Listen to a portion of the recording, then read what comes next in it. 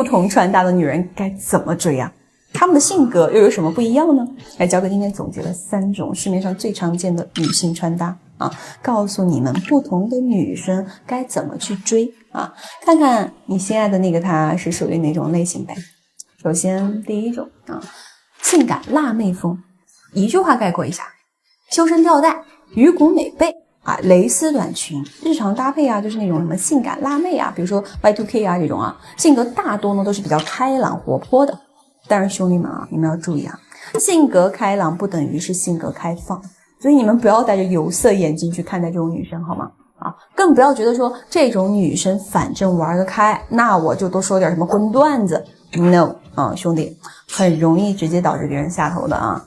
焦哥身为女人，我可以很负责任的告诉你们，这种性感辣妹的小心思啊，兄弟们要记清楚。她们穿搭大胆自信的背后是来自于童年的缺乏关注。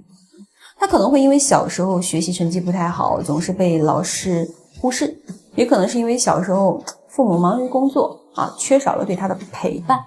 所以他在成年了之后，他就会用大胆的穿搭去吸引外界的关注啊，他就会去告诉这个世界，我已经不再是以前那个默默无闻的小女孩了啊，他不想再去当那个灰姑娘了，他只想当那个什么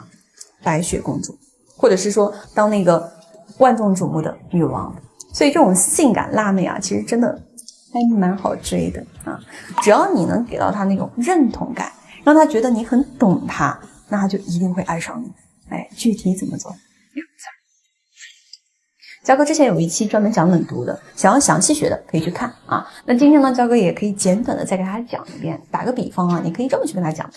别人总盯着你的漂亮，但我知道你偶尔也会累，因为很少有人像你这样精致，也很少有人能把这份精致维持下去。哎，别人只关注她的漂亮，但你呢，却看到了她光鲜亮丽背后的付出，对不对？那这个时候，女人就会觉得你跟其他男人是很不一样的啊，别人是肤浅的，你呢是有深度的，是有内涵的。这样你就能触发出来这个女人的心里的这个什么灵魂认同法则，能让她对你下意识的产生亲近感啊。好，我们再接下来讲第2种穿搭，好吧？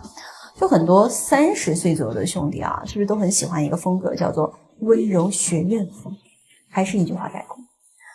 白丝、黑丝、JK 裙啊，宽松卫衣、牛仔裤等等，还有什么黑框眼镜啊、高马尾啊等等，还有什么小领带啊这种。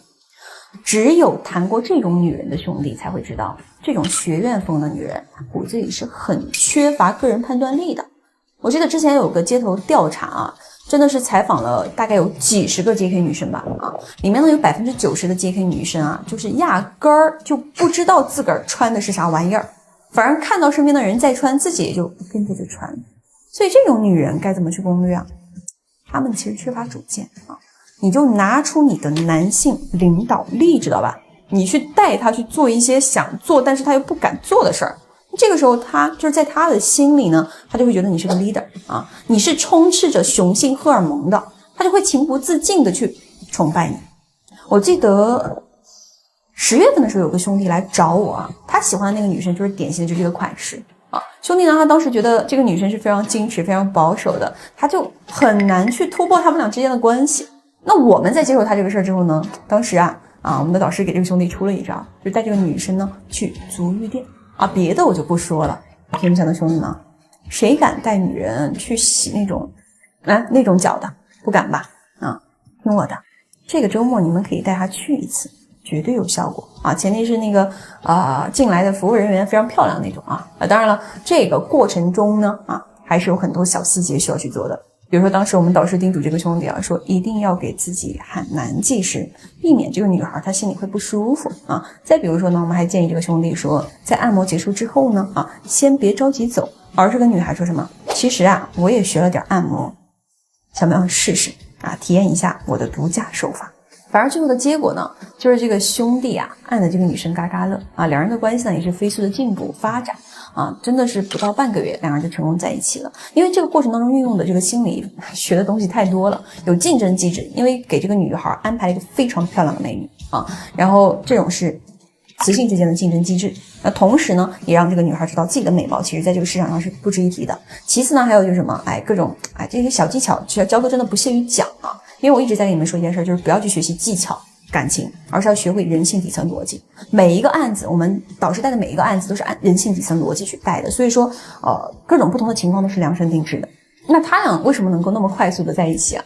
其实就是一个点，对于没有主见的女人，真的要大胆的就反常规的去突破她的认知，这样这个女生就会非常快速的去迷恋上你啊。最后呢，还有第3种叫做轻俗御姐风。最常见的是什么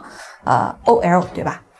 包臀裙什么大衣长靴妥妥的女王穿搭，很有范儿的那种。那很多兄弟呢，就可能会觉得这种女人有一点望而不可及，看起来呢好像就不太好招惹。好，突破口来了，这个就是你的机会你觉得她是高岭之花不可亵渎，那别的男人其实也是这么想的呀。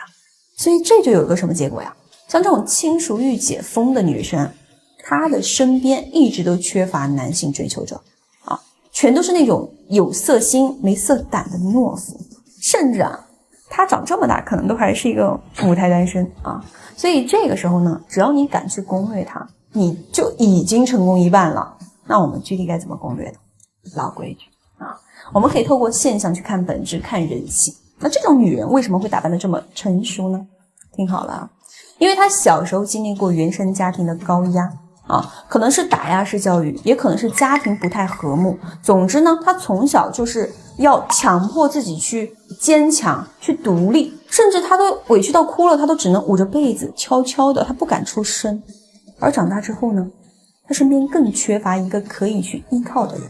所以她只能靠着这种强势的外在的打扮来掩饰她自身的一个脆弱。所以对于这种女人，最好的方式就是先展示出你自身的一个价值，然后再让她感受到你的诚意，让她对你产生安全感。那这个时候，别人眼里的高冷御姐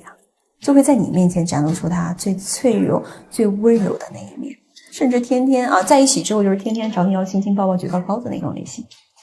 因为每个兄弟的情况不一样嘛，所以我在这里呢就给你们大概讲这3类，好吧？其实也没有那么的清晰，毕竟具体情况具体分析一定要结合你们自身的优势去给到一个最优解题思路，好吗？当然如果说你对自身的条件没有很清晰的认知，或者说你找不到自己的优势点在哪里，或者说你也不知道该如何去发挥自己的优势的话呢，带着你的问题滴 OK， 教个别的不说在这个板块的经验以及识人或者是判断局势